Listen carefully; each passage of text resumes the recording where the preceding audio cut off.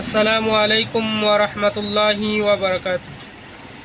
নাহমাদুহু ওয়া নুসাল্লি আলা রাসূলিহিল কারীম, আম্মা বাদ। জাযাল্লাহু আন্না মুহাম্মাদান মা হুয়া আহলুহু। যে যেখান থেকে, দেশ এবং বিদেশ থেকে যে যেখান থেকে দেখতেছেন আমার ভিডিওটা, অবশ্যই সম্পূর্ণ ভিডিওটা দেখবেন এবং অন্যকে দেখার সুযোগ করে দিয়ে যাবেন। আজকে আপনাদের সাথে একটি বিষয় নিয়ে কথা বলবো, তা হলো ঈমান। ঈমানের স্তর অনেকগুলো। তো আমরা প্রথমত মুসলমান মা বাবার ঘরে জন্ম নিয়ে আমরা মুসলমান হয়েছি, আলহামদুলিল্লাহ।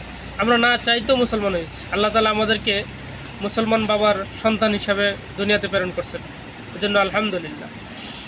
তারপরে আমরা আখিরি নবী, দুজাহানের বাদশাহ, সরকারে আলম হযরত মুহাম্মদ মুস্তাফা সাল্লাল্লাহু আলাইহি সাল্লামের উম্মত হিসাবে আমরা না চাইও, না দরখাস্ত করেও ওনার উম্মত হিসাবে আল্লাহ তাআলা আমাদেরকে কবুল করছেন, সেই জন্য বলি আলহামদুলিল্লাহ।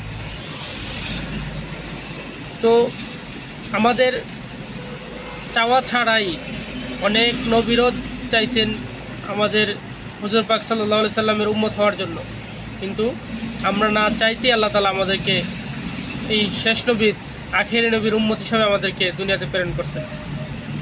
তো আমরা হুজুর পাক সাল্লাল্লাহু আলাইহি সাল্লামের উপর যখন আমরা কালেমা পড়ছি, তখন থেকে আমরা আমাদের ঈমানের প্রথম স্তরে পৌঁছে গেছি।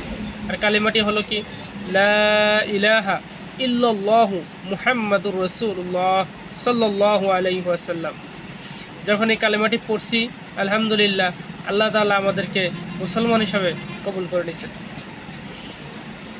তবে শুধু মুসলমান হিসাবে কবুল করছেন, তারপর আরও একটি বিষয়ের উপরে আমরা আমাদের বিশ্বাস স্থাপন করতে হবে। সেই বিশ্বাসের জন্য আমরা কালেমা মধ্যে 6 কালেমা, একটি ইমানে মুজাম্মাল যে 6 কালেমা আছে সেটি মানতে হবে, জানতে হবে। যেমন আমানতু বিল্লাহ, সর্বপ্রথম ঈমান আনতে হবে। ওয়া মালাইকাতিহি, সমস্ত ফেরেশতাদের উপর ঈমান আনতে হবে। ওয়া কুতুবিহি, সমস্ত কিতাবের উপর ঈমান আনতে হবে, আসমানি কিতাবগুলোর উপর।